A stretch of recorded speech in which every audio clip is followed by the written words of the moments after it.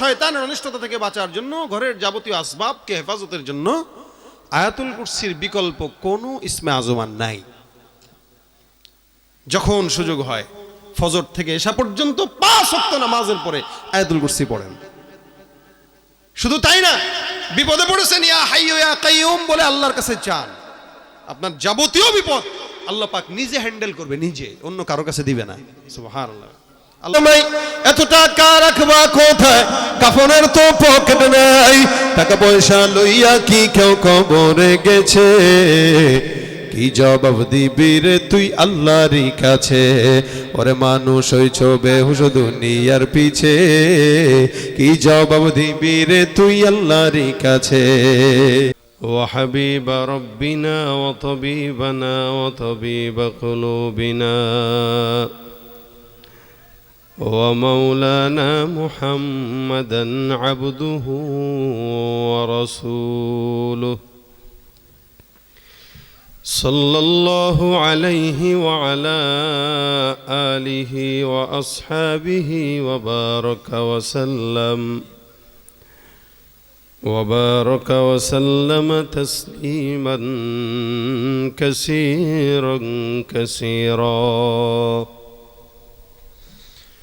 الذي أرسله الله تعالى بالحق بشيرا ونذيرا وداعيا إلى الله بإذنه وسراجا منيرا. أما بعد فأعوذ بالله من الشيطان الرجيم. بسم الله الرحمن الرحيم.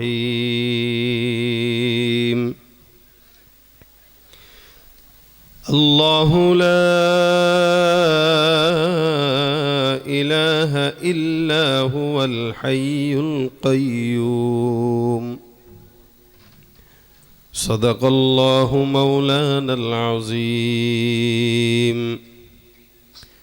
وقال النبي صلى الله عليه وسلم: من قرأ آية الكرسي في دبر كل صلاة مكتوبة لم يمنعه من دخول الجنة إلا أن يموت، أو كما قال عليه الصلاة والسلام.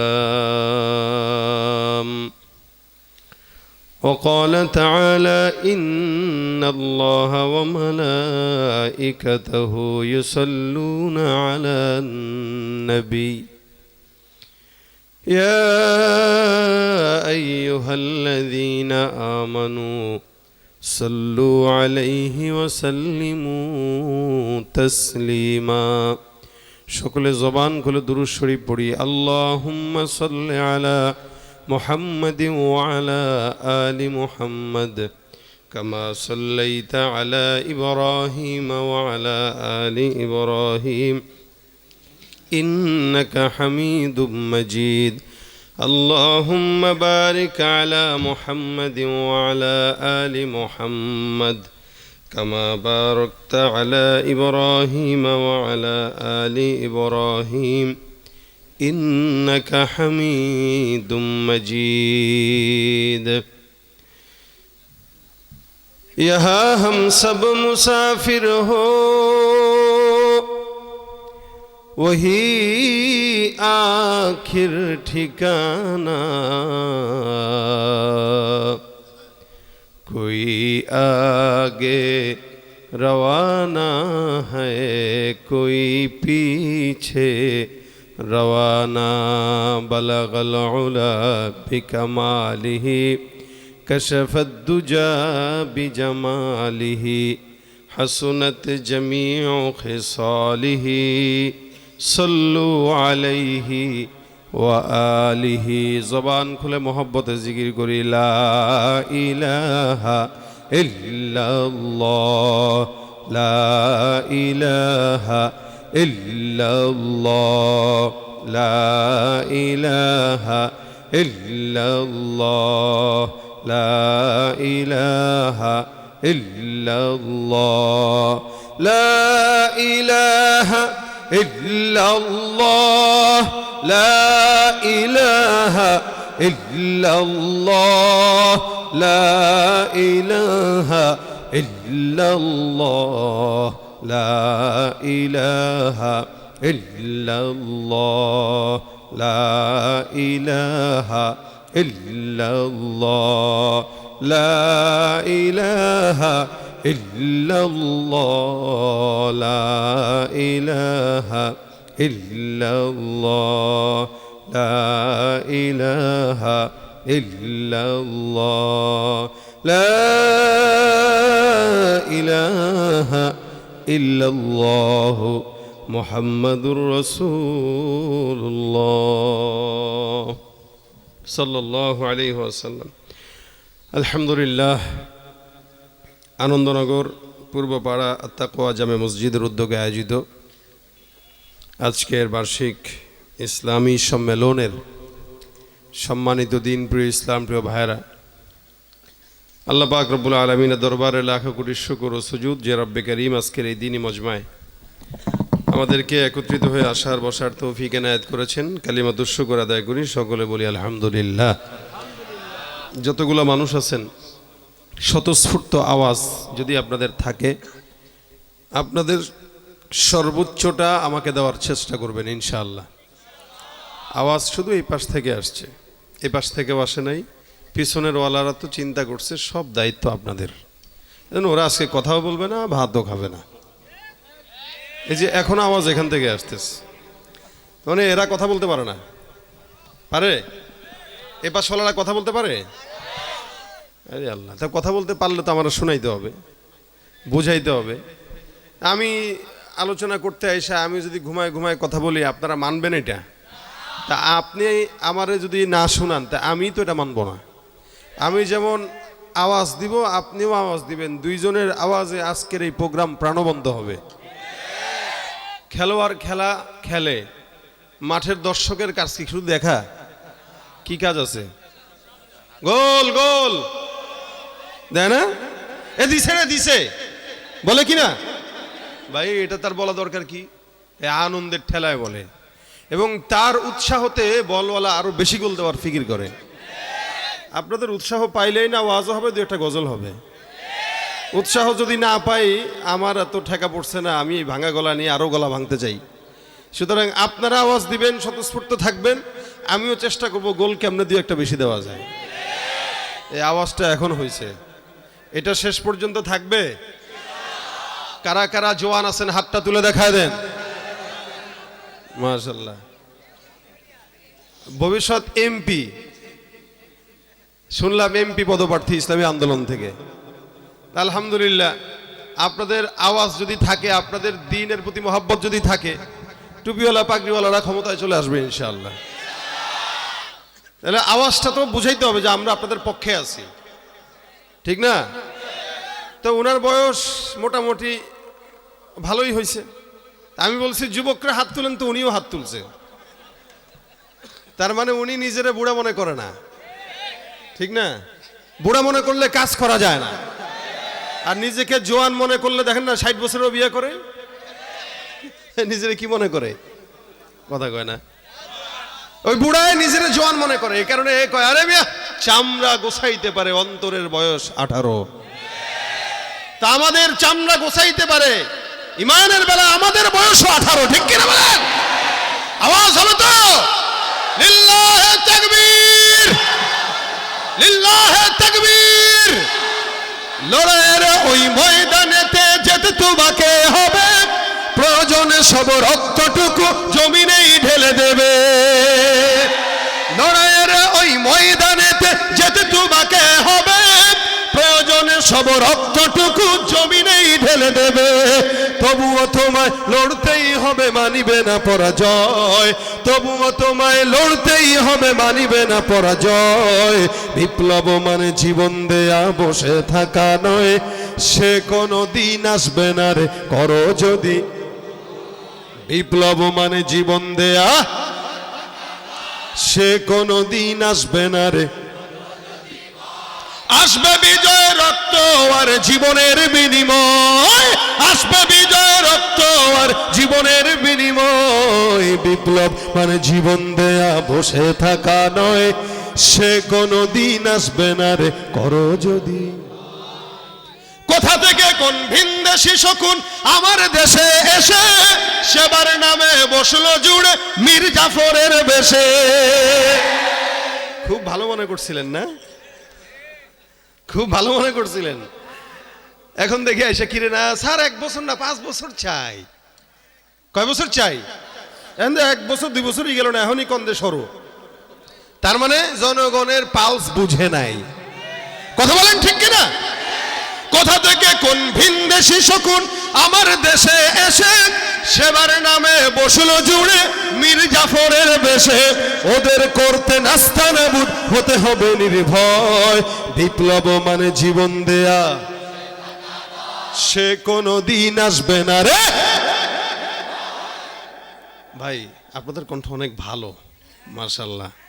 এই ভালো কণ্ঠটা আমার একটু সাপোর্ট দিয়েন, ঠিক আছে? সহযোগী কণ্ঠ থাকবেন তো ইনশাআল্লাহ। ধর্মকে আজ পুঁজি করিয়া গাল ভরা বলে দিয়ে কত যে সুফি খুশিতে মাতাল হাদিয়া তোহফা পেয়ে। ধর্মকে আজ পুঁজি করিয়া গাল ভরা বলে দিয়ে কত যে সুফি খুশিতে মাতাল হাদিয়া তোহফা পেয়ে। ভণ্ডামির ওই শিকড় তুলে সত্যের আনো জয়, ভণ্ডামির ওই শিকড় তুলে সত্যের আনো জয়। বিপ্লব মানে জীবন দেয়া, সে কোনো দিন আসবে না রে, করো যদি ভয়। বিপ্লব মানে জীবন দেয়া, বসে থাকা নয়, সে কোনো দিন আসবে না রে। মাইকলাও কি জানেন নিয়ে গজল? হ্যাঁ ওরে খাইছে। তার মাইক কি ফ্রি দিছেন? মাইকলা মানে এত বছর ওয়াজ শুনছেন, তা দাড়িটা রাখলেন না কেন? আল্লাহ কবুল করুক, বলেন আমিন। ভাইরা আমার, এই যে আওয়াজটা দিলেন এটা শেষ পর্যন্ত থাকবে ইনশাল্লাহ। যদি থাকে তো ইনশাল্লাহ গজল এই ফাঁকে ফাঁকে চলবে, ঠিক আছে? ফাঁকে ফাঁকে চলবে। আর যদি আওয়াজ কমে যায় তো এটাও বন্ধ হয়ে যাবে, ক্লোজ। আমি আলোচনা করি কম। এই জায়গা থেকে আপনারা আমাকে যত সাহায্য করবেন আমি তত অল্প সময় ভালো কিছু দিতে পারবো ইনশাআল্লাহ। এই পিছনে অনেকে দাঁড়ায় আছে, এরা একটু ভিতরে ঢুকে যাক, আপনারা পিছন থেকে একটু আগায় আসেন। সামনে যাদের যাদের একটু জায়গা খালি আছে এদেরকে একটু বসার সুযোগ করে দেন। আল্লাহ পাক আমাদের এই আজকের মজমাকে কামিয়াবি দান করুক। যা বলবো শুনবো আমলের নিয়তে বলার এবং শোনার তৌফিক দান করুক। আপনাদেরকে চমৎকার কণ্ঠে আলোচনা শোনাচ্ছিলেন আমাদের খাদেম ভাই, উনি খাদিমুল ইসলাম, মানে ইসলামের খাদেম বানাই আল্লাহ দুনিয়াতে পাঠাইছে, আলহামদুলিল্লাহ। উনি যে সুন্দর ওয়াজ শোনাইছে, এরপর আর ওয়াজ চলে না, ঠিকও না। এরপরেও আমি আমার এই ভাঙ্গা মোটামুটি কি বলে টনটনা গলা নিয়া আমি আপনাদের সামনে বসলাম। আপনাদের শেষ পর্যন্ত বসার নিয়ত আছে তো ইনশাআল্লাহ? উঠাউঠি করেন না। অনেকে ওই বয়ান শেষ করার পরে একটু কালেকশনের দিকে গেলে উঠে, টাকা পয়সা দিতে পারেন বা না পারেন, বসবেন ইনশাআল্লাহ, মোনাজাত দিয়ে যাবেন ইনশাআল্লাহ। আমি নাটোরে আসি না, মানে নাটোরে আসে বলে নাটোরের দোষ না, আমার দোষ। আমার দোষ কেন? আমার একটু ঝামেলা হইলো, আমরা কাছাকাছি প্রোগ্রাম করতে ভালোবাসি, এজন্য দূরের রাস্তা একটু অ্যাভয়েড করে চলি। তো মোটামুটি খাদেমুল ইসলাম ভাই তো আছেন, তো মহাব্বতে, ইসলামের মহাব্বতে, এরপরে কি জানি যে হাবিব ভাই, এনাদের জোরাজোরিতে মহাব্বতেতে আসছি। তো এত দূর থেকে যেহেতু আসছি, তা আমার থেকে কিছু আপনারা নেবেন না ইনশাআল্লাহ। আপনাদের কণ্ঠ ভালো আছে, ওই ফাঁকে ফাঁকে আমার সাথে একটু গায়ে দিয়েন, আমার কষ্টটা কমবে। আমি আপনাদের সামনে আয়াতে কারিমা, কোরআনের সবচাইতে আজমতওয়ালা একটি আয়াতে কারিমার অংশ বিশেষ তেলাওয়াত করেছি। কোরআন, রাসূল সাল্লাল্লাহু আলাইহি ওয়াসাল্লাম বলেছেন কোরআনের সর্বোচ্চ চূড়া হইল সূরাতুল বাকারা। সূরাতুল, সর্বোচ্চ সূরা না, সর্বোচ্চ চূড়া। কোরআনের সর্বোচ্চ, যেন পাহাড়ের সর্বোচ্চ চূড়া থাকে, যে এত বড় পাহাড়, এই পাহাড়ের উঁচা জায়গাটা কোথায়? যেমন গোটা বিশ্বের ভিতরে সবচেয়ে পাহাড় চূড়া সবচেয়ে বেশি বড় কোনটা? হিমালয় বলা হয়। এভারেস্ট জয় করা বলে না? তো এই যে এভারেস্ট জয় করে, কেন বলে এটা সর্বোচ্চ চূড়া এভারেস্ট, যারা যায় ওরা ওটা জয় করে আসে। আমি ওই হিমালয় পর্বতে উপরে তো না, মানে পাহাড়ে ওঠার সুযোগ হয়েছে। ওইটা নেপাল এবং আরও ইন্ডিয়ার, শ্রীলঙ্কা অনেক বড় এরিয়া জুড়ে আছে। তো এটা মোটামুটি অনেক উঁচা। এবং আমি যখন নেপালে গিয়েছিলাম তখন ওখান থেকে আসার পথে আরও অনেক আগে, 10-12 বছর আগে গিয়েছিলাম। তো আমাদের ফ্লাইট প্রায় 1 ঘন্টা উড়ার পরেও বাহিরে তাকায় দেখি এভারেস্টের চূড়া দেখা যাচ্ছে। বুঝেন, একটা ফ্লাইট ঘন্টায় 1000 গতিতে চলে, এখন সে যদি 1 ঘন্টা চলে তা কত উঁচায়, আর পাহাড়টা কত উঁচা। এটা সর্বোচ্চ চূড়া। পবিত্র কোরআনের সর্বোচ্চ চূড়া হচ্ছে সূরাতুল বাকারা। নবী বলেন সূরাতুল বাকারার ভিতরে সবচাইতে আজমতওয়ালা আয়াত এবং সর্বোচ্চ সম্মানিত আয়াত হচ্ছে আয়াতুল কুরসি। সুবহানাল্লাহ, আস্তে কইলেন। শুধু সূরাতুল বাকারা তো গেল, রাসূল বলেন কোরআনের ভিতরে সবচাইতে দামি এবং সম্মানিত আয়াত হচ্ছে আয়াতুল কুরসি। আমি এই আয়াতুল কুরসির শুরুর একটা অংশ আপনাদেরকে শুনিয়েছি। একবার নবী করিম সাল্লাল্লাহু আলাইহি ওয়াসাল্লাম বলেন, এ আবুল মুনজির, অর্থাৎ এক সাহাবীকে রাসূল সাল্লাল্লাহু আলাইহি ওয়াসাল্লাম উবাই ইবনে কাবকে জিজ্ঞাসা করলেন, তুমি বলো তো কোরআনের ভিতরে সবচাইতে আজমতওয়ালা আয়াত কোনটা? সাহাবা আজমাইনদের আজমত ছিল এটাই, আদব ছিল এটাই। নবী কোনো প্রশ্ন করতেন তো আল্লাহ রাসূলের উপর হাওলা করে দিতেন। এটা আমরা জানলেও বলবো না, কারণ উনি আছে, ওহীওয়ালা আছে সামনে, তা আমি কি বলবো? এজন্য এটা বলতেন স্পষ্ট যে আল্লাহ রাসূল ভালো জানে। রাসূল করিম সাল্লাল্লাহু আলাইহি ওয়াসাল্লাম আবারও বললেন, বলো না, বলো, চিন্তা ফিকির করে বলো কোরআনের ভিতরে সবচাইতে সম্মানিত আয়াত কোনটা? উবাই ইবনে কাব চিন্তা করলেন যে রাসূল একবার যেহেতু আমাকে জিজ্ঞাসা করছেন, আমি আল্লাহর উপর, আল্লাহ রাসূলের উপর হাওলা করে দিয়েছি, আবার যেহেতু জিজ্ঞাসা করছেন তার মানে ফিকির করার সুযোগ দিয়েছেন, তা আমি ফিকির করি। উনি কিছুক্ষণ চিন্তা করলেন, চিন্তা করে বলতেছেন, ইয়া রাসূলুল্লাহ, আমার কাছে মনে হয়, আমি জানি না, তবে আমার কাছে মনে হয় আল্লাহু লা ইলাহা ইল্লা হুয়াল হাইয়ুল কাইয়্যুম সূরা বাকারার এই আয়াতটা আল্লাহ পাকের কাছে এবং কোরআনের ভিতরে সবচাইতে সম্মানিত আয়াত। নবী করিম সাল্লাল্লাহু আলাইহি ওয়াসাল্লাম হযরত উবাই ইবনে কাবের বুকের ভিতরে এমন একটা, মাশাআল্লাহ, মানে এটা কি, আমরা যখন কেউ ভালো কিছু পারে আমরা কি বলি? শাবাশ। রাসূল এমনি করে একটা বুকে একটা আঘাত দিয়ে, শাবাশ, তোর ফিকির তো উত্তম ফিকির। হ্যাঁ, তুমি যেটা বলেছ মিয়া মিয়া, এই জবাবটা 100 হয়েছে। আল্লাহর কোরআনের ভিতরে সবচাইতে আজমতওয়ালা আয়াত আল্লাহ পাক এটাকেই বানিয়েছেন। সুবহানাল্লাহ। না, আমরা আজমত জানি না বলেই না পড়ি না, জানি না বলেই না পড়ি না। মাহফিলে আসছেন, নাটুরি সাহেব বয়ান করলেন, চলে গেলেন, আমিও বয়ান করলাম, চলে গেলেন, তো বাসায় যাওয়ার সময় কি নিবেন? নেওয়ার জন্য আমি আপনাদের সামনে এই মুজাকারাটা করতেছি, যাতে আমিও মুজাকারায় আমল করতে পারি, তো আপনারাও যেন করতে পারেন। আমিন। তা আয়াতুল কুরসি এটা সবচেয়ে আজমতওয়ালা আয়াত, সবচেয়ে সম্মানিত আয়াত। এটার চাইতে অন্য কোনো সম্মানিত আয়াত আর দ্বিতীয়টা নাই আয়াতের ক্ষেত্রে। শুধু তাই না, রাসূল করিম সাল্লাল্লাহু আলাইহি ওয়াসাল্লাম অন্য হাদিসে এটাও বলেছেন। আল্লাহর নবী বলেন, আয়াতুল কুরসির একটা জিহ্বা আছে এবং 2টা ঠোঁট আছে। সুবহানাল্লাহ। আয়াতুল কুরসির একটা জিহ্বা আছে এবং 2টা ঠোঁট আছে। নবী বলেন, আল্লাহ পাক রব্বুল আলামিনের এই আয়াতটা, নাজিলকৃত আয়াতটা, তার ঠোঁট আর জিহ্বা দিয়া প্রতিনিয়ত আল্লাহ পাকের আরশের নিচে বসে বসে আল্লাহর গুণগান গায়। সুবহানাল্লাহ। তো কুরসি মানে আল্লাহর কুরসির নিচে বসে, আরশে বসে বসে আল্লাহর জিকির করে। হয়তো এটাও একটা অজয় তাসমিয়া। রাসূল বলেছেন তার জিহ্বা আছে এবং ঠোঁট আছে। তা কত বড় সম্মানিত আয়াত! এই জন্য ভাইরা আমার, আল্লাহ রাসূল সাল্লাল্লাহু আলাইহি ওয়াসাল্লাম এই আয়াতের অসংখ্য ফজিলত বর্ণনা করেছেন। আয়াতুল কুরসির ভিতরে আল্লাহ পাক সর্বপ্রথম আল্লাহ পাকের ইলাহিয়াতের সবক দিয়েছেন। যেমন শুরুতে কি আছে? আল্লাহু লা ইলাহা ইল্লা হুয়াল হাইয়ুল কাইয়্যুম, আল্লাহু লা ইলাহা ইল্লা হুয়াল হাইয়ুল কাইয়্যুম। শুরুতেই আল্লাহ যার কোনো ইলাহ নাই, আল্লাহ যার কোনো ইলাহ নাই, আল হাইয়ুল কাইয়ুম, যিনি চিরঞ্জীব, চির শক্তিশালী। দেখেন এই জায়গায় আরেকটা বিষয়, এক নম্বর আল্লাহ পাক রব্বুল আলামিন বলেছেন আল্লাহু লা ইলাহা ইল্লাহু, আল্লাহ যিনি একজন, যার সাথে কোনো ইলাহ চলে না। ইলাহ কয়জন বলে? একজন। আল্লাহ হলো একজন, আল্লাহ দ্বিতীয় জন না। কিন্তু এই জমিনের ভিতরেও অনেক বান্দা আছে, এদেরকে প্রশ্ন করলে আল্লাহকেও মানে, আবার আল্লাহর সঙ্গে শরীকও করে নেয়। ভাইরা আমার, আল্লাহর সঙ্গে কোন শরীক চলবে কি বলেন তো? চলবে? আল্লাহু লা ইলাহা ইল্লা হুয়াল হাইয়ুল কাইয়ুম, আল্লাহ পাক রব্বুল আলামিন বলেন, যদি এই পৃথিবীর বিষয়ে যদি একাধিক ইলাহ থাকতো, লাউ কানা আলিহাতুহুমা ইলা লাউ কানা ফীহিমা আলিহাতুন ইল্লাল্লাহু লাফাসাদাতা।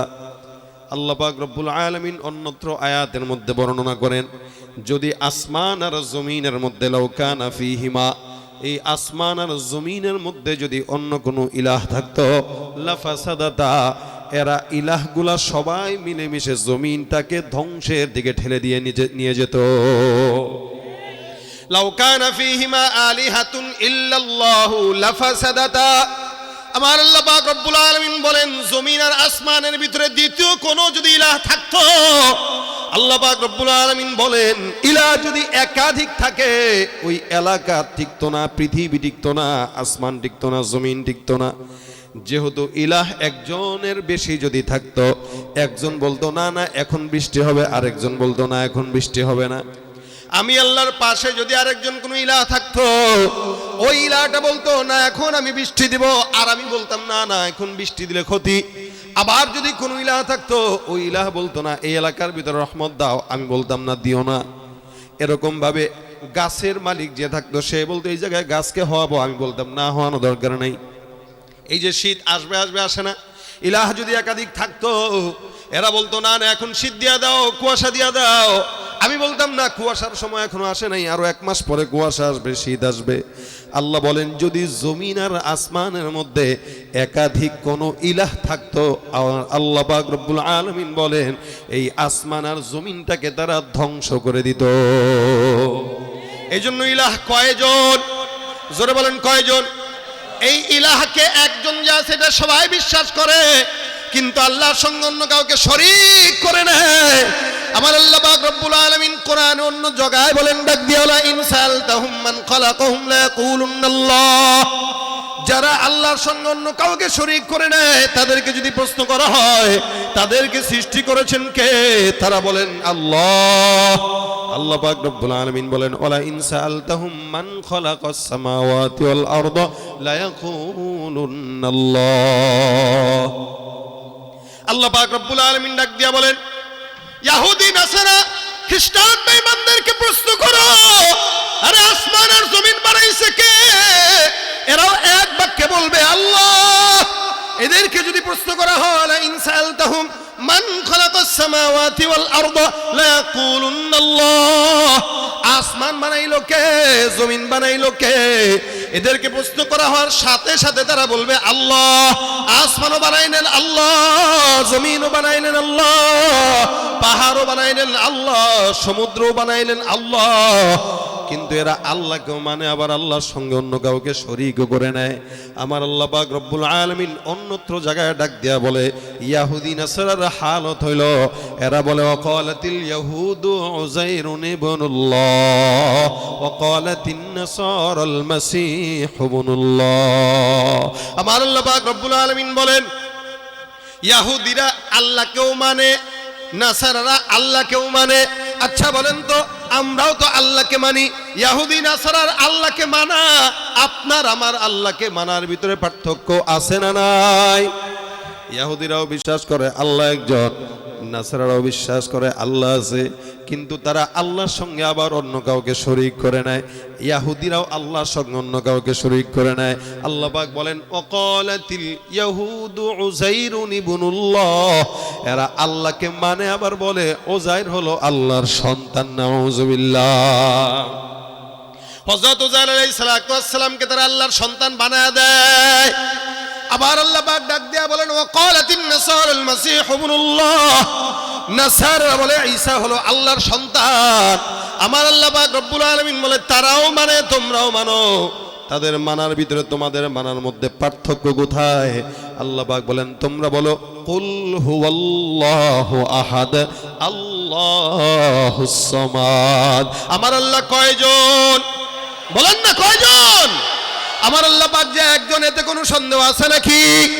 এ মুসলমান, ইহুদি নাসরাও মানে আবার আল্লাহর সঙ্গে শরীক করে, গাছকেও শরীক করে, মাছকেও শরীক করে, আসমানের সূর্যকেও শরীক করে নেয়। এর কারণে যারা আসমানের সূর্যের পূজা করে, গাছের পূজা করে, আগুনের পূজা করে, চন্দ্রের পূজা করে, সূর্যের পূজা করে, আল্লাহ পাক রব্বুল আলামিনের বান্দা যারা ঈমানদার, এরা আল্লাহকে মানে, লেকিন আল্লাহর সঙ্গে আর জমিনের কাউরে শরীক করে না। শুধু তাই নয়, এই আল্লাহকে মানতে যায় যদি জীবন দেওয়া লাগে, আল্লাহর কসম, এক আল্লাহকে মানতে যায় জীবন দিতে রাজি, তবু কুফরি করতে রাজি না। এটাই তো আমাদের ঈমান, ঠিক কিনা জোরে কোন? আমাদের ঈমানের জন্য আমরা লড়াই করতে রাজি আছি না নাই? যদিও বলে জঙ্গি, তারপরেও করব কি করব না? ইসলামী শরীয়তের জন্য কেউ যদি আমাদেরকে মৌলবাদ বলে, তবুও কি শরীয়তের পিছনে ছুটবো কি ছুটবো না? জন্মের পরে কানে আজান কি দেয়নি, তুমি মৌলবাদী ছাড়া হওনি। জন্মের পরে কানে আজান কি দেয়নি, তুমি মৌলবাদী ছাড়া হওনি। আবার মরণের পরে জানাজা পড়াবে, মরণের পরে জানাজা পড়াবে, তখন কোথায় পালিয়ে যাবি? বিদ্রোহী বিপ্লবী মৌলবাদী কেন জঙ্গিবাদী? বেহায়া নারীর এই কেমন কথা, বোরকা দেখলেই মাথা ব্যথা। আবার পর্দার কথা যখন বলি, তখন বলে ফতোয়াবাজি। বিদ্রোহী বিপ্লবী মৌলবাদী কেন জঙ্গিবাদী? ঠিক কিনা? মানবো কয়জনকে? এছাড়া কাউরে না। আমাদেরকে তো খাওয়ায় আরেকজন, পড়ায় আরেকজন। এই আপনারা দেখবেন, আমি আরো 7-8 বছর আগে ইন্ডিয়াতে প্রোগ্রামে গিয়েছিলাম। তো ওখানে যাওয়ার পরে এক জায়গায় দেখি সামনে মূর্তি। সকালবেলা কিছু লোক আসলো, খিচুড়ি, ফুল, চন্দন, মিষ্টি, ফল ফলাদি প্লেট দিয়ে তাদের সামনে বসায় রাখলো। আমার বিকেলবেলা দেখলাম ওইটা নিয়ে, ওইটা আবার তারা গিলে গিলে খাইতেছে পাশে বসে বসে। একজনকে জিজ্ঞাসা করলাম পাশে, ভাই এটা না সকালবেলা দিয়ে গেলো, এখন আবার যে খায়? কয় তাদের এটা হইল তাদের দিলের একটা আশা, দিলের একটা অবস্থান, যে মূর্তির সামনে যে জিনিস রাখি সারাদিন মূর্তির নেক নজর এখানে পড়ে, তো ওইটা খাইলে মনের আশা পূরণ হবে। এই একমাত্র ইসলাম শান্তির, যার কারণে মুসলমানদের ভিতরে এরকম কোনো পাগলামি নাই। হ্যাঁ, মুসলমানদের পাগলামি আছে তার রবের পাওয়ার জন্য, ঠিক কিনা বলেন? কিন্তু এলোমেলো কোনো পাগলামি নাই। এজন্য আল্লাহ বলেছেন এক আল্লাহকে স্বীকার করো। আল্লাহ কয়জন? একজন। লাফাসাদাতা, যদি আসতো একাধিক, তাহলে দুনিয়া ধ্বংস হয়ে যেত। সম্ভবই ছিল না, এক একজন এক একটা বলতো, এ বলতো এটা, ও বলতো এটা, এ বলতো এটা। আরে ভাই, কে কাটটা মানবে? তখন দল হয়ে যাইতো, এই দল ওই দল ওই দল। আমাদের দেশে রাজনীতির দল যেরকম আর কি, সবাই চায় ক্ষমতায় আসতে। কিন্তু খোদা যদি একজন হয়, তাহলে গোটা বিশ্ব তার আন্ডারেই চলে আসে। তখন পালতে সাহায্য হয়, তখন পালতে সহজ হয়। আর নেতা যদি একাধিক হয়, কয় না ভাই এই এলাকায় নেতা বেশি, কে কারে মানবে? আর আমির যদি একজন হয়, তবলিগের আমির যখন একজন ছিল, তখন তবলিগ ভালো মতো চলছে। আমির 2 জন হয়ে গেছে, তো এখন দল বিভক্ত হয়ে গেছে, কে কারে মানবে? তাহলেই আল্লাহ যদি একাধিক হইতো, দুনিয়া টিকতো না। এ কারণে আল্লাহ এই আয়াতে আল্লাহ একাকিত্বের সবক দিয়ে দিলেন, আল্লাহু লা ইলাহা ইল্লা হুয়াল হাইয়ুল কাইয়্যুম।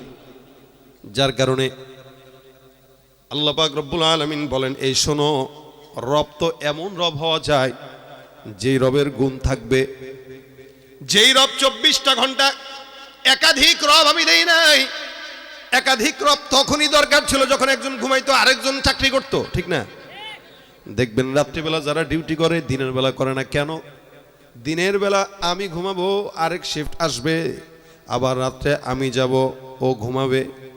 মালিক এরকম যদি হইতো যে ঘুম দরকার হয় তাহলে খোদা দুইটাই হইতো, কারণ রাত্রিবেলা একজন থাকতো পাহারা দিত, দিনের বেলা আরেকজন চালাইতো, দিনের বেলা একজন ঘুমাইতো, রাত্রিবেলা আরেকজন চালাইতো। আমার আল্লাহ পাক রব্বুল আলামিন বলেন আল্লাহু লা ইলাহা ইল্লা হুয়াল হাইয়ুল কাইয়ুম। রে আমি আল্লাহ এমন একজন মালিক, যেই রব্বে কারীম, এমন একজন আল্লাহ যিনি চিরঞ্জীব, চিরশক্তিশালী। লা তাখুযুহু সিনাতু ওয়ালা নাওম। কেমন শক্তিশালী জানো? তোমরা না ঘুমাইলে দুর্বল হও, না খাইলেও দুর্বল হও। আমি এমন একজন যে চিরজীব, যার কোনো খাওয়া লাগে না, মরণও নাই। এমন একজন যে শক্তিশালী, যার কোনো ঘুমও দরকার নাই। শক্তিশালী হওয়ার জন্য কোনো ফলও খাওয়া লাগে না। আমি দুর্বল না, যার কারণে আল্লাহ পাক রব্বুল আলামিন বলেন লা তাখুযুহু সিনাতু ওয়ালা নাওম। এরে এমন একজন মালিকের ইবাদত আমরা করি যে আল্লাহ পাক রব্বুল আলামিন তন্দ্রাচ্ছন্ন তো দূরের কথা, ঘুম তো দূরের কথা, তন্দ্রাও হয় না। যদি মালিক দুইজন থাকতো তাহলে আল্লাহ ঘুমাইতেন। আল্লাহ কয় যেহেতু মালিক দুইজন না, আমি যেহেতু একা, কেন দুইজন দরকার নাই? কারণ আমি তো 24 ঘন্টা সজাগ থাকি। দুনিয়ার এলাকার চেয়ারম্যান রাত্রেবেলা ঘুমাইলে এলাকা চলে, মেম্বার ঘুমাইলে গ্রাম চলে, সরকার ঘুমাইলে রাষ্ট্র চলে, সরকার পালায়া গেলেও রাষ্ট্র সুন্দর করেই চলে। লেকিন আমার আল্লাহ তন্দ্রাচ্ছন্ন হইলে গোটা দুনিয়া 1 সেকেন্ডের জন্য চলতে পারে না। লা তাখুযুহু সিনাতুন ওয়ালা নাওম। রে এমন একজন মালিকের ইবাদত করো যে আল্লাহ পাক রব্বুল আলামিন চিরজীব, চিরশক্তিশালী, চির ঘুমন্ত হয় না কোনোদিন, যার শক্তি কোনোদিন শেষ হয় না, সমস্ত কিছুর মালিক যিনি, সব কিছু যার আদেশ মানে।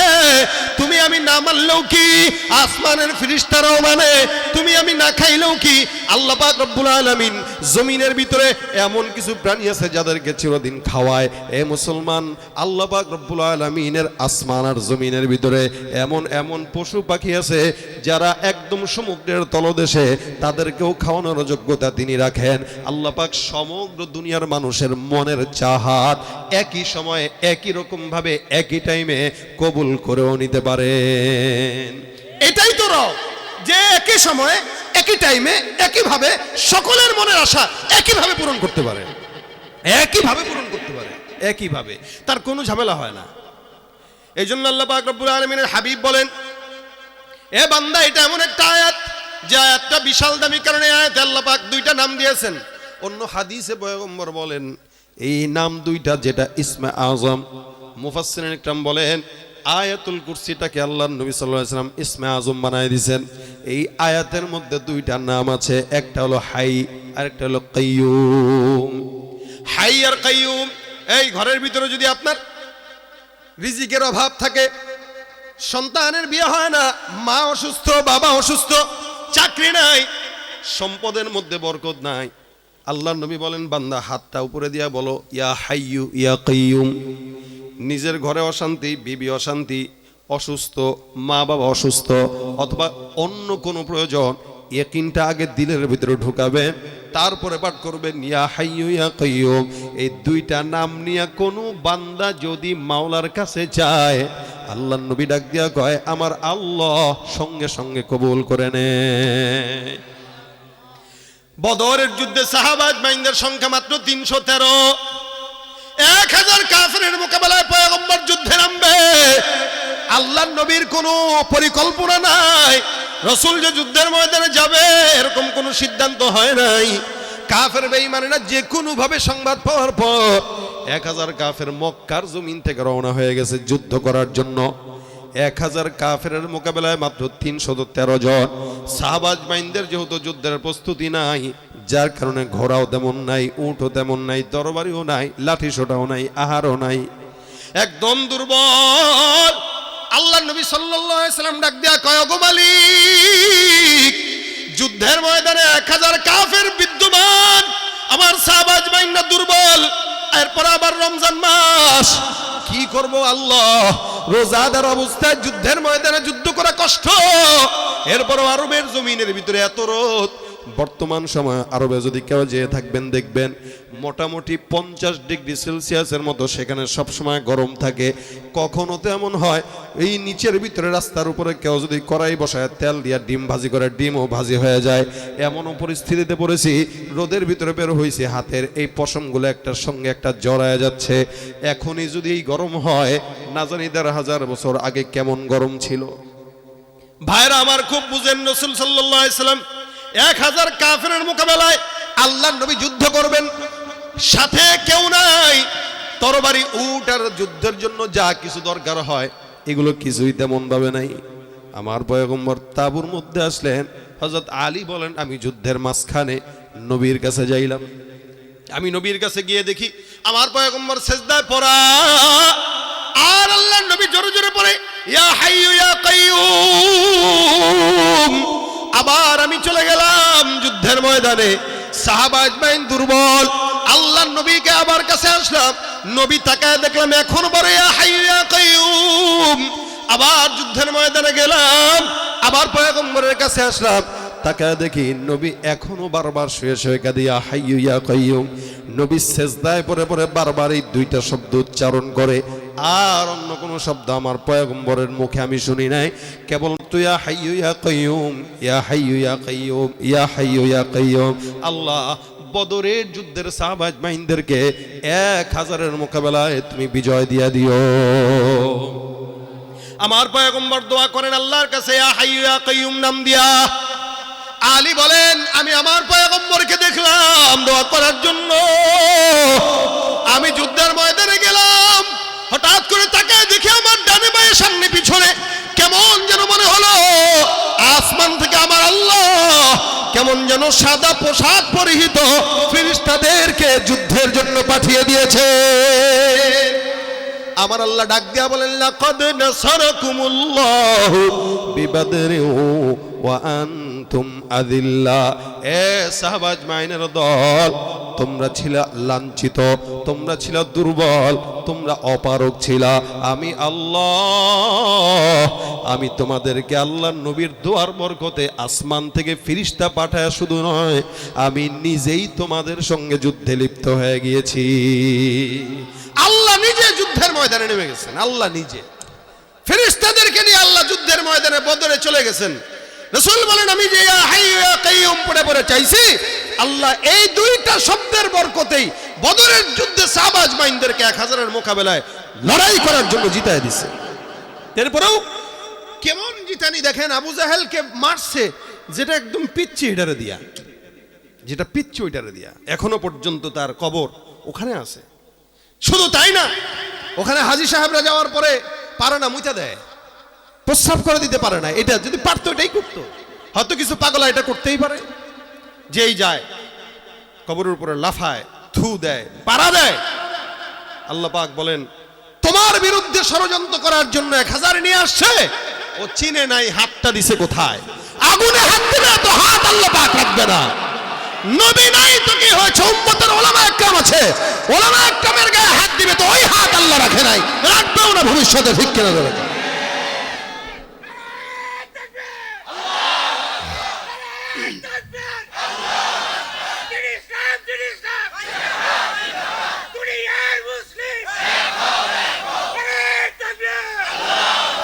কি হবে, আকাশ কি হবে, কিতাবাদির তালিম দিয়ে মাদ্রাসাতে যদি ওই খোদার কোরআন নিষিদ্ধ হয় আদালতে। কাফনের কাপড় মাথায় ময়দানে আয়, ছুটে আয়, বিলিয়ে দে না তোদের জীবনটাকে। কি হবে বেঁচে থেকে অযথা বিদ্যা শিখে যদি না গড়তে পারি শোষণবিহীন সমাজটাকে। সাহায্য করেন কে? আল্লাহ। তা আল্লাহর কাছে চাইতে গেলে সেই ইখলাস নিয়ে চাওয়া। রাসূল বলেন, ইয়া হাইয়ু ইয়া কাইয়ুম বলে আল্লাহর কাছে চাইবে, ইসমে আজমের মতো কাজ করবে। ইসমে আজম পড়া অনেক বুজুর্গ গানে দিন যায় নামাজ পানিতে বিছায়া চলে গেছে, জানামাজ বাতাসে বিছায়া উঠছে। ইসমে আজম যদি তখন কাজ করে, এখন কেন কাজ করবে না? তখন যেই বাতাস ছিল এখনো সেই বাতাস আছে, লেকিন তখন যেই মানুষ ছিল এখন সেই মানুষ নাই। এখন তো মানুষ কিছুদিন পরে এই নামটাই থাকবে না, সব গরু ছাগল হয়ে যাবে। এখনই তো হাল হতে এরকম, আশেপাশে সব গরু ছাগল আর পাগল ছাগল। কি বলেন আপনারা? সব পাগলের পিছনে দুনিয়া চলতেছে, সব পাগলের পিছনে ক্যামেরা ছুটতেছে, সব পাগলের পিছনে মিডিয়া ছুটতেছে। ভালো মানুষ আর নজরে পড়ে না, কিছুদিন পরে টোকায় পাবেন না। আপনি একা ভালো থাকলে আপনি কবেন কিরে এলাকার সব যেহেতু পাগল, তাহলে আমারও পাগল হওয়া লাগবে তাদের ঠালে। হ্যাঁ, এটাই হবে। দেখবেন পাগলের সামনে আপনি যদি 1 ঘন্টা কথা বলেন, আপনি মনে করবেন যে আপনি নিজে পাগল হয়ে গেছেন। পাশে না, পাশেই না, বুঝে না এরা সব কিছু বলার আগে পাশেই তো। তা যায়েন একদিন যাই বলবেন, এই দোস্ত কেমন আছিস? তোরে আমি মিষ্টি খাওয়াইছিলাম, তুই পছন্দ করছিলি? কিরে আমি তোরে কি বললাম আর তুই কি বললি? ওইটাই গান শুনবি, গান দেখেন না, ইউটিউব আর ফেসবুকে ঢোকা যায় না, পাগল ছাগলের গেরা কলে সব পাগল ছাগল হয়ে গেছে। মানুষ আর থাকবে না কিছুদিন পরে। এগুলো কিয়ামতের আলামত। আল্লাহ হেফাজত করুক, বলে না আমিন। আসলেই জামানা যখন খারাপ হয় অথবা দেশের লিডার যখন খারাপ হয়, তো জনগণও খারাপ হয়ে যায়। লিডার খারাপ হইলে জনগণ খারাপ হয়। তো আমাদের লিডার তো 15-16 বছর ছিল সব চোর আর বাটপারগুলা। আমরা যে এখনো মোটামুটি মানুষের সুরতে আছি, এটাই তো বেশি। এখন সামনে কি হয় তা তো জানি না। সামনেও যদি এই কোয়ালিটিরই কিছু হয়, তাহলে মনে করবেন কপাল শেষ। কিছুদিন পরে 4 হাত পা দিয়ে হাঁটবেন গরুর মতো, এছাড়া তো আর উপায় নাই। আল্লাহ এই জাতিকে একটা উত্তম ফায়সালা করুক। এদেশের সরকার প্রধান থেকে শুরু করে প্রত্যেকটা নেতৃস্থানীয়দেরকে আল্লাহ পাক নামাজি গোলা এবং আল্লাহর গোলাম হিসেবে কবুল করে নেক। তো বলছি, আল্লাহ ছাড়া কোনো ইলাহ নাই। আয়াতুল কুরসির প্রথম সবক আল্লাহ পাক এটা দিয়েছেন। এরপর এটাও বুঝাইছেন, ইয়া হাইয়ু ইয়া কাইয়ুম, এই নামের কারণে এটার দাম বেশি। এবং তিনি ঘুমান না, তার ঘুমের প্রয়োজনও নাই। আমাদের তো ঘুমের প্রয়োজন আছে না। একদিন 24 ঘন্টা না ঘুমাইলে পরের দিন আমি আপনাদের সামনে আইসা এলোমেলো ওয়াজ করব, স্বাভাবিক বিষয়। আমাদের মেজাজ একটু খিটখিটে থাকে কেন? ওই যে ঘুমটুম একটু কম হয়, 24 ঘন্টা গাড়িতে থাকি। তো অনেক সময় মাহফিলে গেলে কেবল মনে করলে একটু ধমক টমক দিয়ে বসতে হয়। তো অনেকে কয়, দেখছো নি হুজুর কি গরম। আসলে গরম না, গরম হলে আদতের কারণে যে ঘুম দরকার হয়। আল্লাহর যদি ঘুম দরকার হইতো ভাই, আমরা কেউ বাঁচতে পারতাম না। মাইরা উল্টালে তো পুরা দুনিয়া। কথা বুঝেন না আপনারা? আল্লাহর যদি ঘুম দরকার হইতো, আমাদেরকে মেরে পাছার চামড়া রাখতো না একটারও, কারণ মেজাজ খারাপ হয়ে থাকতো না। যে কিরে সারা বিশ্বের ভিতরে কোটি কোটি মানুষ, এগুলো কেমনে সামলামো? আমার তো ঘুমের সময় নাই। তখন আল্লাহ কইতো, এই তুই উল্টা পাল্টা করছো, চাই এ ফেরেস্তা ধর পিডা, এটারে পিডা ওটারে পিডা, বাংলাদেশ এটারে উল্টালা, যা ট্রাম্প রে বাস ঢোকায় খাড়া করায় রাখ। আজ এই কথা যদি আল্লাহ পাকের ঘুম দরকার ছিল, এটাই তো হইতো। কথা বুঝেন না আপনারা? এই জন্য আল্লাহ বলেন নেতার ঘুম দরকার হয়, আল্লাহর কথা কয় না, দরকার হয় না, তন্দ্রা হয় না। আছে না, দেখবেন তন্দ্রা যারা যায় এরা স্বীকার করে না। কোনো একটা মিছিলের, কোনো একটা মজলিসের ভিতরে বসছেন 10 জন মিটিংয়ে, একজন খালি এরকম করে উঙ্গাইতেছে, এই তুমি ঘুমা কা, না আমি আদত কই উঙ্গাই। আমাদের এক হুজুর, আমার শায়েখ যিনি, আমার তালিমি মুরব্বী, ইসলামী মুরব্বী মুফতি হাফিজউদ্দিন সাহেব মাদ্দাজিল্লাহ আলী, মালিবাগের প্রধান মুফতি। তো হজরত আসাদ মাদানী রহমতুল্লাহ খলিফা দুনিয়া আমাদের সিরাজি কিতাব পড়াইতেন। তো দর্শের ভিতরে কেউ যদি উঙ্গাইতো, তা হুজুর বলতেন 10টারে ডাক দিতেন, এই চুপ চুপ, ওটা ঘুমায়। হুজুর এমনি বলতেন ঘুমায়। তা আমরা সবাই তাকায় থাকতাম। এবার বলতো, আব্দুর রহমান ঘুমাইতেছ? না হুজুর। কে তোমরা বলো তো আমি মিথ্যা বলছি? তাকায় দেখে শব্দ তাকায় রয়েছে এর দিকে হাত ঘুরে। ভাই তন্দ্রা এটা কষ্টের এবং লজ্জার। আল্লাহ ঘুমান তো না, কিন্তু লজ্জার যেহেতু তন্দ্রাও হন না। সুবহানাল্লাহ, তন্দ্রাও হন না। তন্দ্রা এটা দোষের না, কারণ কেউ যদি নির্বিঘ্নে না ঘুমায়, শুধু তন্দ্রা গেলে অজু ভাঙে না তো, এমনি অজু ভাঙবে? যতক্ষণ আপনি একদম আরামসে না শুয়ে ঘুমাবেন ততক্ষণ অজু ভাঙবে না, এরকম তন্দ্রা গেলে হালকা। তো এটা তো দোষের না, কিন্তু এটাও হয় না, কারণ এটাও যদি মালিকের হইতো, তো মালিক যে রব এই জিনিসটা তার সাথে যেত নাই। কারণ আল্লাহ কয় না তন্দ্রা হয় না ঘুম হয়। সুবহানাল্লাহ। এই আয়াতুল কুরসি এরকম দাবি। নবী বলেন যার কারণে আয়াতুল কুরসি পড়বা, বেশি বেশি পড়বা। এখন আপনাদেরকে প্রশ্ন করি, বলেন তো জান্নাত আল্লাহ পাক আপনার আমার জন্য রেখেছেন, এটা আমরা চাই কিনা? সবাই চাই। এটা আগে চাই না পরে চাই? তাড়াতাড়ি চাই না দেরিতে চাই? এই নাটোরের রাস্তা দিয়া, এই নাটোরে যদি কেউ আসতে চায়, মনে করেন ঢাকার থেকে আসবে, কেউ চাইলে ওই সিরাজগঞ্জ দিয়ে আসতে পারবে, কেউ চাইলে ওদিক দিয়ে ঘুরে এদিক দিয়ে আসতে পারবে, বগুড়া দিয়ে আসতে পারবে, কেউ চাইলে রাজবাড়ি দিয়েও ঘুরে আসতে পারবে, আবার কেউ চাইলে রাজশাহী দিয়ে ফ্লাইট নেমে এরপরেও আসতে পারবে। মাকসাদ যদি হয় নাটোর, রাস্তা 10টা আছে না নাই? আছে। এখন কোন রাস্তা আসান, কোন রাস্তা একটু কঠিন। আল্লাহ পাক রব্বুল আলামিন জান্নাতের হাজারো পথ রেখে দিয়েছেন, কোন পথ সহজ, কোন পথ কঠিন, কোন পথ সোজা, কোন পথ বাঁকা। এর ভিতরে হাজারো পথের ভিতরে অন্যতম পথ নবী করিম সাল্লাল্লাহু আলাইহি সাল্লাম বলেছেন, এই খুব শুনেন, নামাজ তো 5 ওয়াক্ত আপনারা পড়েন নাকি? কথা কয় না? অভ্যাস নাই কাদের কাদের হাত তুলেন। না থাকলে কি বলবে? মিয়া এটা লজ্জার জিনিস বলা যায়? এখন যদি কই ভাই কারা কারা পড়েন, পারলে পাও তুলবে, কারণ আমি ইমানদার, বুঝাইতে হবে না? চোর হইলেও কি হয়েছে, এলাকায় দুর্নীতি করলেও কি হয়েছে? নিজের আমলের সততা অথবা বারাত জাহির করতে সবাই পছন্দ করে, কিন্তু অকাম যে করে এটা মানুষের সামনে করে না, লুকায় করে। নামাজ আমাদের দেশের হালত এরকম। এই যে মসজিদ পূর্ববার আত্তাকওয়া জামে মসজিদ, সুন্দর নাম, তাকওয়া জামে মসজিদ, খুব কম শুনছি এই নাম। এই আত্তাকওয়া জামে মসজিদ মানে ওনারা হয়তো এটার নামের কোনো কারণ ওনারা নাও জানতে পারে, কিন্তু ওই যে দেখেন না কাফিয়ার কিতাব পড়ছেন, মুসান্নিফ খালি পেশায় কিতাব লেখছে যে হেউ জানতো না এই পেঁচ যে এত বেরোবে পরে, ওই পেঁচ দিয়ে আপনাকে মাথা নষ্ট করে। তা আমি একটু পেঁচাই আর কি। তাকওয়া জামে মসজিদ মানে নামাজ পড়তে গেলে তাকওয়াটা দরকার। এখন এখানে যারা নামাজ পড়বে এগুলো সবগুলা মুত্তাকি হইতে হবে, তাহলেই না জান্নাত পাবে। সব নামাজি কি জান্নাতি? যেই নামাজি মুত্তাকি হয়ে তাকওয়া মসজিদে ঢুকে নামাজ পড়বে সে জান্নাতি হবে।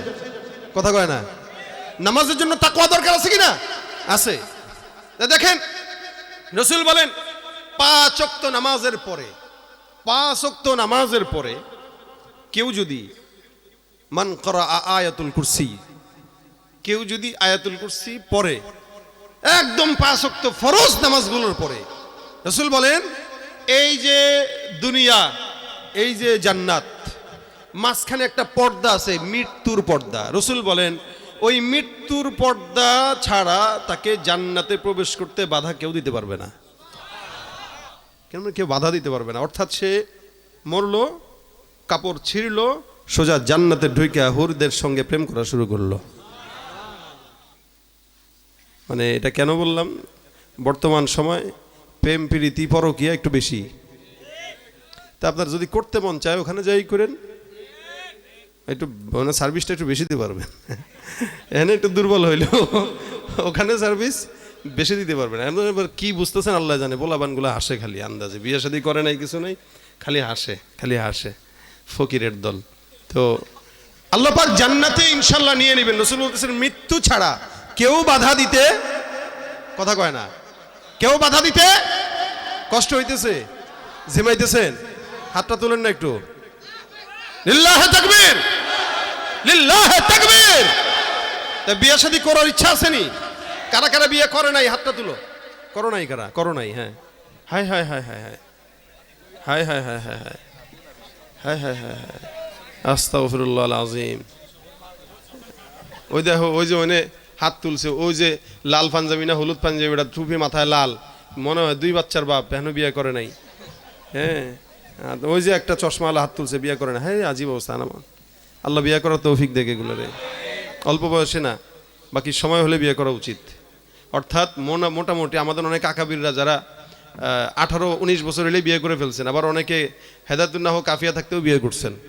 এই জন্য তারা সমস্ত অন্যায় গুনাহ থেকে বাঁচতে পারছেন। আর আমরা বয়স হয়ে যায় 35, কা হুজুর আমার ছেলে এখনো বাচ্চা, বুঝে না কিছু, ওদিক দিয়ে কিন্তু 10টারে পাল্টানো শেষ। তো এটা যেন না হয়, কারণ জায়গায় জায়গায় এখন পোলাপান এগুলো নিয়ে বসে। সুতরাং অকাম করব না, লেকিন বিয়ে করব, ঠিক আছে না? বিয়ে করব, হালাল কাজ করব, হারামের দিকে যাব না ইনশাল্লাহ। আল্লাহ আমাদেরকে হালালের ভিতরে সন্তুষ্ট থাকার তৌফিক দান করুক। দেখেন রাসূল সাল্লাল্লাহু আলাইহি সাল্লাম বলেন কেউ যদি জান্নাতে যেতে চায়, সোজা সোজা জান্নাতে যেতে চায়, ওই ব্যক্তি যেন মান করা আয়াতুল কুরসি ফি দুবুরি কুল্লি সালাতিন মাকতুবা লাম ইয়ামনাহু মিন দুখুলিল জান্নাতি ইল্লা ইয়ামুত। উবাই ইবনে কাব রাদিয়াল্লাহু তাআলা আনহু বর্ণনা করেন, উনি একবার ডাক দিয়া বলেন, আমার বিশাল বড় খেজুরের স্তূপ আছে, আমি একবার আমার বাগানে পাহারা দেওয়ার জন্য খেজুরের স্তূপগুলো দেখার জন্য বাগানে ঢুকলাম। ঢোকার পর তাকায় দেখি আমার গাছের আড়ালে একটা ছোট্ট বাচ্চা দাঁড়ানো আছে। আমি বাচ্চারা ডাক দিয়া বললাম, এরে তুমি কে? হাত ধরে ফেললাম। তুমি কি জিন্নাতের ভিতরে নাকি শয়তানের ভিতরে? তারা দেখে আমি বুঝে গেলাম যে এটা মনে হয় শয়তান বা জিন হবে। উবাই ইবনে কাব বলে, আমি তার হাত ধরলাম, তাকায় দেখলাম হাতটা হলো কুকুরের হাতের মতো, পায়ের মতো, এবং হাতের ভিতরে যত পশম আছে কুকুরের পায়ের পশম যেরকম ঘন ঘন কালো কালো এরকম। আমি দেখি একটু ভয় পেয়ে গেলাম। তুমি কে? বলে, আমি জিন্নাতের মধ্যে। জিন্নাত এবার আমাকে বলতেছে, এবং সমস্ত জিন্নাতের মধ্যে আমি হইলাম সর্বশ্রেষ্ঠ শক্তিশালী, এটা জিন্নাতিরাই ভালো জানে। উবাই ইবনে কাব ডাক দিয়া বলেন, তাহলে তুমি শক্তিশালী জিন, কেন আমার এই বাগানের মধ্যে ঢুকলা? এবার জিন্নাত ডাক দিয়া বলতেছে, শুনো, তোমার বাগানে এত সম্পদ, এগুলো আমি নষ্ট করার জন্য, বরকত নষ্ট করার জন্য আসছিলাম, কিন্তু তুমি আমাকে দেখে ফেলছো, সাহাবী হওয়ার কারণে আমি তোমার কাছে ধরা খেয়ে গেছি। সুবহানাল্লাহ। আমরা শয়তান ধরছিনি, শয়তান আম করে ধরে তুকুল পায় না, আমরা ধরবো কখন?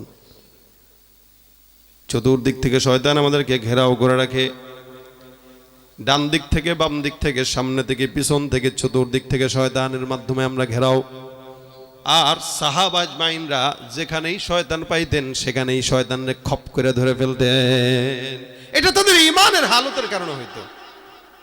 উবাই ইবনে কাব ডাক দিয়া বলেন, তুই যে আমার এখানে আসলি, এটা তো মুশকিল, তোরে ধরলাম, এখন তুই বল তোর থেকে বাঁচার কোনো উপায় আছে নাকি? কি করলে তোর থেকে বাঁচা যায়? কোন আমলটা আছে? তুই তো জানোস তুই কোনটা ভয় পাস, ওইটাই তুই আমার শিখাই দিবি, নাহলে তোর সারাসারি নাই। হাত ধরছে, দুর্বলতা কোনটা তুই বল, তোরে যেন বিপদে তোরে খোঁচাইতে পারি, বুঝলেন না?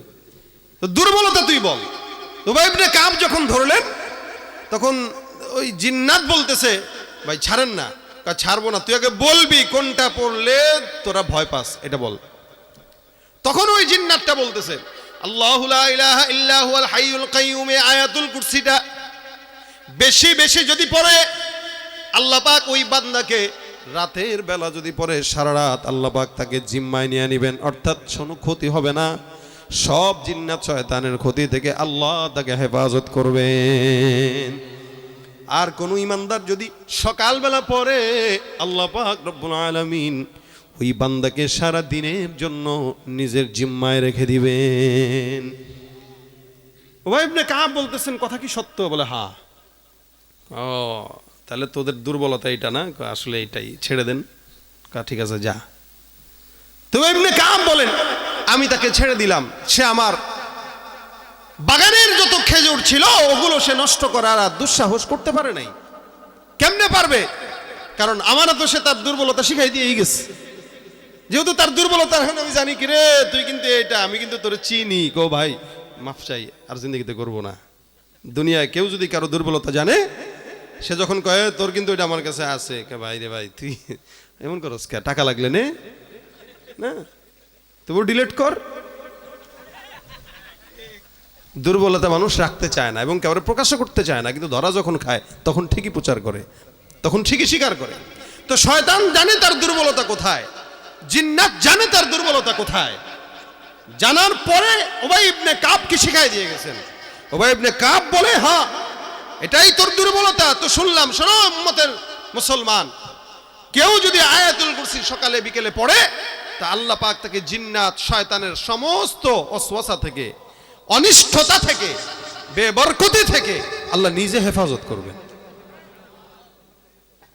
সম্পদ রেখে দেই ঘরে, টাকা রেখে দেই ঘরে, অথবা দেখবেন অনেক সময় যে কোনো একটা জিনিস ঘর থেকে কোথায় গেছে আপনি পাবেন না, কিন্তু আপনি জানেন যে এটা আমি এখানে রাখছিলাম, এখানেই রাখছিলাম, এটা ঘরেই থাকার কথা, কিন্তু সারা ঘর তালাশ করবেন, কোথাও নাই।